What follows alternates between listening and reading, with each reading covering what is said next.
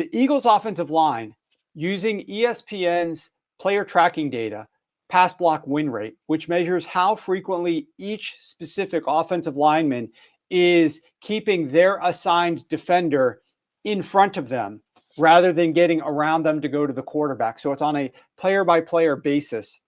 They rank number 6 best in pass block win rate. So by using that metric with the tracking chips in each offensive lineman, the Eagles' offensive line should be great, right? 6th best in the NFL. However, Eagles quarterbacks are pressured, specifically Jalen Hurts, at the 2nd highest rate in the NFL this year. He's been pressured on 41% of his dropbacks. Makes no sense, right? How could the 6th best O-line in pass block win rate have a quarterback who's being pressured on 41% of his dropbacks? Out of 39 qualifying quarterbacks this year, the only quarterback to be pressured more often than Jalen Hurts is Deshaun Watson. As a result of such high pressure, he scrambled or took a sack on 18% of his dropbacks this year, which was right around Caleb Williams of the Chicago Bears. Now think about that horrible offensive line of the Chicago Bears and Caleb Williams, who's a rookie, doesn't know how to read defenses great, specifically NFL defenses, and is scrambling all around there.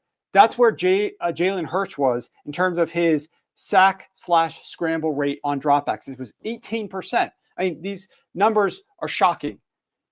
When Jalen Hurts was pressured, he averaged minus 0.37 EPA per attempt, which is well below the NFL average, which aligns with what the Rams are able to do when they do get pressure. The biggest issue for Hurts, and the reason why they are allowing so much pressure, is his time to throw the football. Back in 2022, when the Philadelphia Eagles went to the Super Bowl, he averaged 2.68 seconds to throw. That ranked right around league average. He had the 9th highest rate of throws within 2.5 seconds and one of the lowest rate of throws where he held the ball for 4+ seconds. This year, his average time to throw is 3.1 seconds. It's the highest in the NFL. He ranks 29th in rate of throws that are within 2.5 seconds and has the number 1 highest rate of throws where he's holding the ball for 4 or more seconds. All of this comes while he's averaging just 7.8 air yards per attempt, which is 20th in the NFL. Think about that for a second. You're holding the ball for 3.1 seconds, the highest time to throw in the NFL, yet your air yards per attempt out of 39 qualifying quarterbacks is all the way down at 20th. Doesn't make any sense. If you're holding the ball, it should be to push it down the field, not to just hold the ball, and still throw the ball at the 20th highest rate down the field. Doesn't make any sense for Jalen Hurts. In 2022, the year they went to the Super Bowl, Jalen Hurts' air yards per attempt was higher at 8.1 than it is this season at 7.8. Yet he was throwing the ball considerably faster and taking considerably less pressure. He was pressured on only 29% of his dropbacks in 2022. This year, it's up to 41%.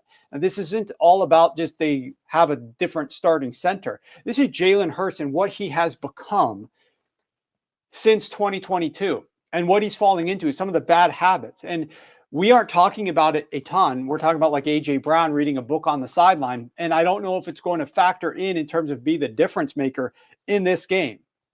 The reason is because the Rams get pressure at the 28th highest rate since week 9. So the 5th lowest rate.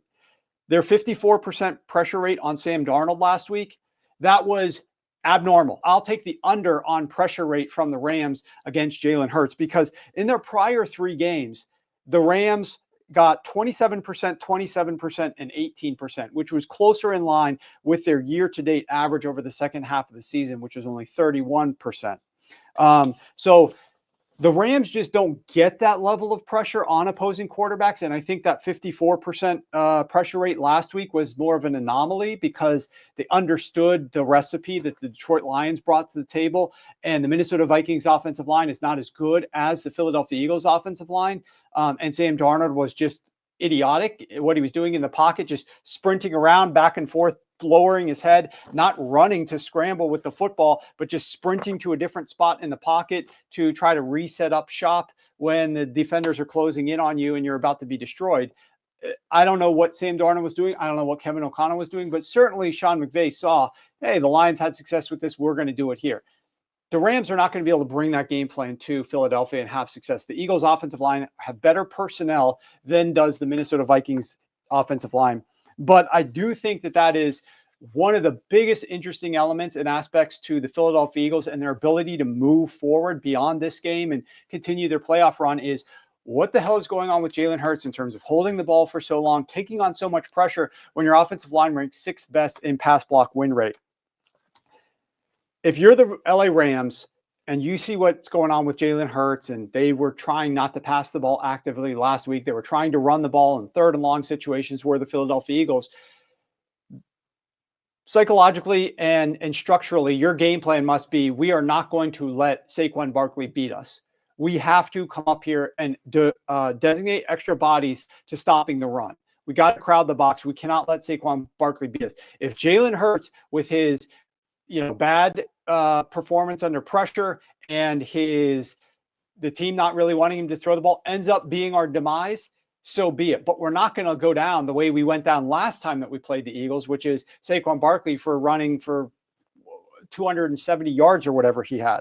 Now, that's going to be easier said than done because the Rams rank 31st defending counter, and Philadelphia uses counter at the number 2 highest rate. I would show you the graphic here real quick, but I don't want to waste any more time on this. And Jalen Hurts, as we mentioned, has been one of the most sensitive quarterbacks to pressure. So the Philadelphia Eagles need to try to keep him clean. The Rams could try to muddy the water if they can slow down the run game a little bit, but that's really the recipe for success for the Rams in this regard is to Jalen Hurts holds the ball too long and welcomes too much pressure, figure out a way to slow down the run game, and then eventually get after him, eventually apply some of that pressure on Jalen Hurts. That's how the Rams could have success in this game, but it's going to be easier said than done.